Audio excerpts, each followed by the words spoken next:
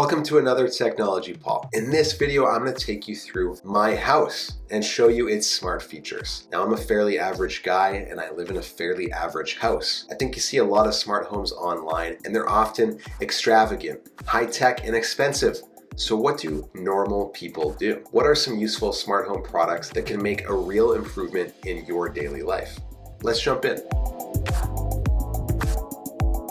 So I was thinking about how to start here, and I think we'll go outside and work our way in. Most people nowadays have a camera or two outside of their house, and I'm no exception. I've got a camera mounted up above my garage door that is pointed directly at my driveway. As you may already know, I'm a TELUS smart home customer. As part of their security package, you can get cameras. So this particular camera is managed through TELUS. I pointed it at my driveway so I could see people driving in or walking up with deliveries and such. One of the useful things in the TELUS app is the ability to set a motion zone or a digital tripwire, which is what I have, a tripwire. Anything that crosses the line at the bottom of my driveway immediately triggers a recording and an alert on my phone. Now, these exterior lights were an addition we made last summer. They aren't smart lights that are connected to Wi-Fi, but they do have one useful feature. They have an ambient light sensor built in, so if you have the lights switched on, they won't actually light up until it's dark. And that's a useful energy saving feature for sure. If I'm going through the garage, I can use the TELUS app to open the garage door because we have a garage door controller, which will beep for about 5 seconds before initiating the door to either open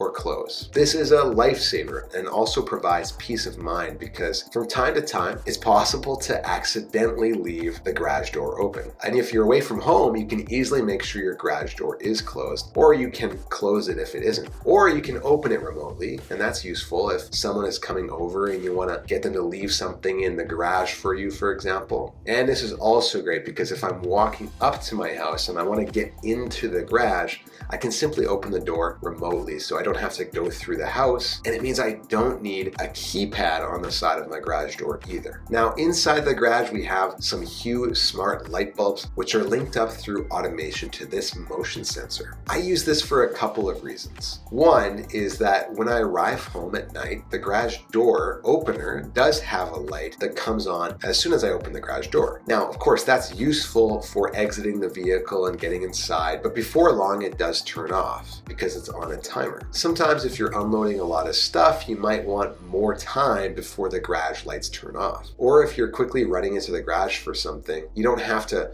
reach and try and precariously find the light switch that's off the side of the door. Now, I've got a camera in the garage too. This is the WiseCam V3, a budget camera from a hardware startup called Wise. I mounted it right beside the door to the inside of the house, and it's looking down at the vehicles. This serves a couple of purposes. For one, if someone gets into the garage, the camera will record what they do. And I pay a couple bucks a month for WiseCam Plus, which is their subscription service, and it gives you more advanced detection features as well as unlimited cloud recording. It's also great because I can 100% verify that my garage door is in fact closed. I've got video evidence which gives me peace of mind.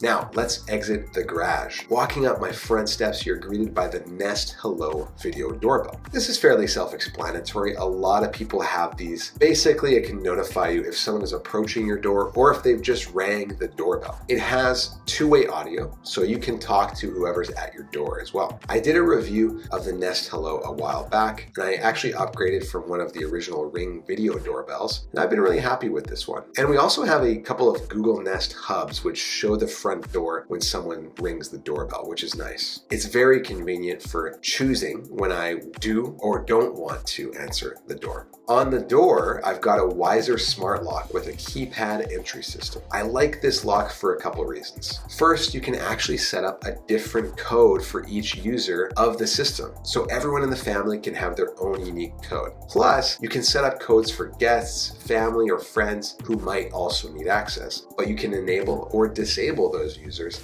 as necessary, so you never have anyone out there with a code to your door that you wouldn't want. I've got some automation set up where if I use my code to unlock the front door, the security system also disarms at the same time. So I don't have to run in and disarm the panel at the same time. Of course, you can also remotely unlock or lock from the mobile app.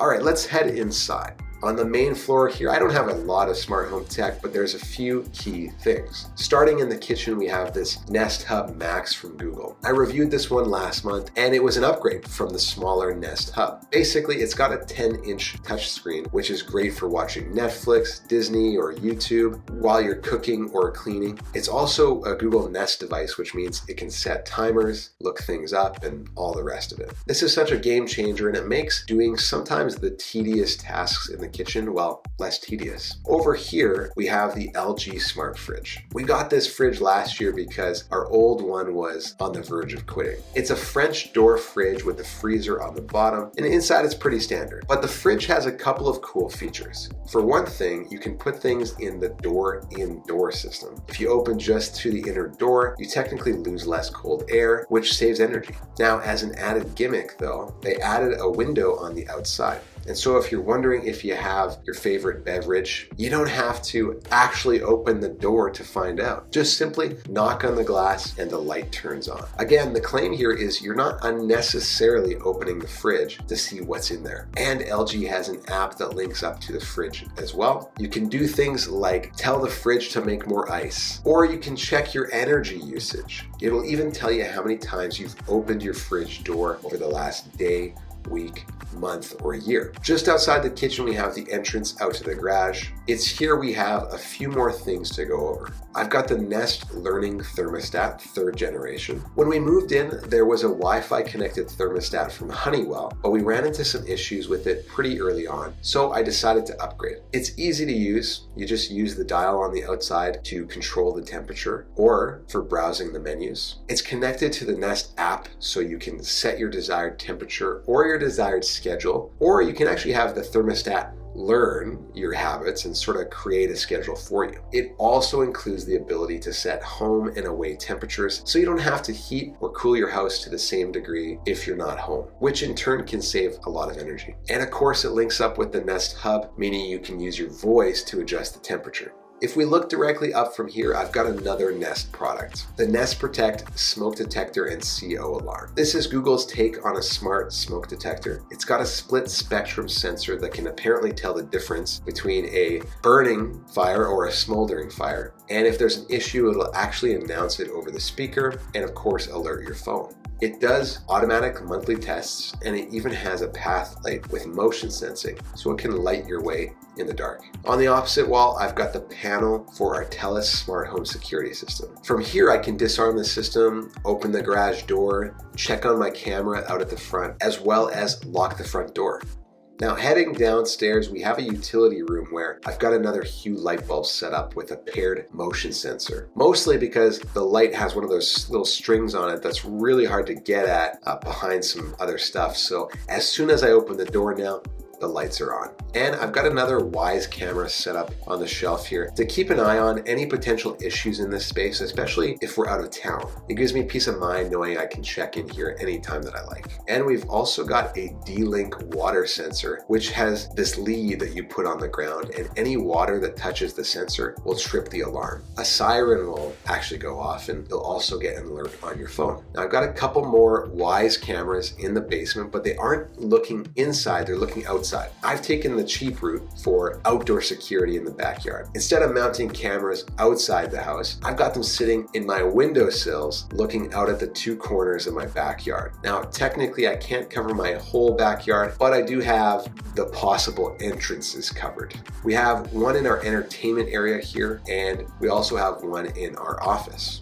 In the office, I've got a studio lamp with a Hue bulb, and I've got a Google Hub set up as well, so I can use voice control to turn the lamp on and off. And I've relocated my Amazon Echo Show 15 down here. So technically I've got two voice assistants side by side. I really just needed a place to put this though after my recent review. I don't actually plan to keep it.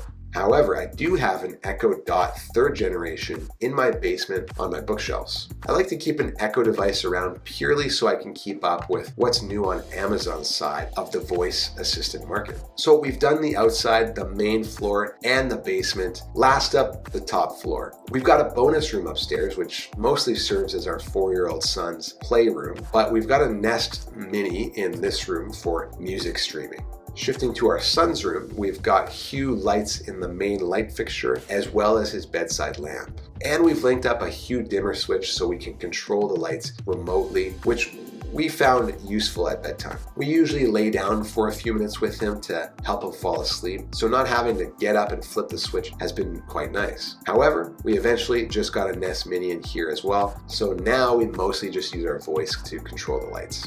There's another Hue dimmer switch in our master bedroom, as all the lights in this room are also Hue smart bulbs. Plus, we've got a Nest hub up here, which we moved up from the kitchen. There's some automation as well that you can set up through the Google Home app. For instance, if I say goodnight, it'll turn off all the lights and it'll play some relaxing ocean sounds. Now, I haven't dug into all the things you can do with automation, but I'd love to do a bit more of it.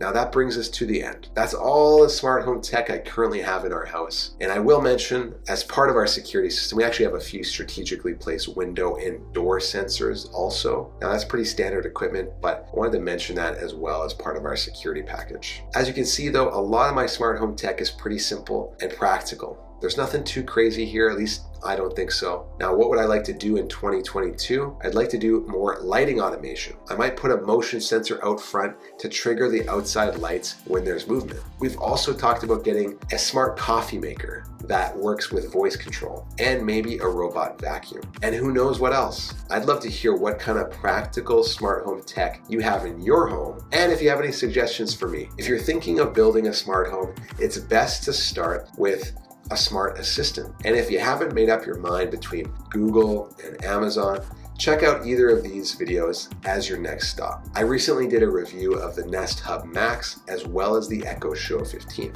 If you enjoyed the video, click that like button to help others find it, and subscribe to my channel if you want to get more useful technology advice. Thanks so much for watching. We'll see you in the next one.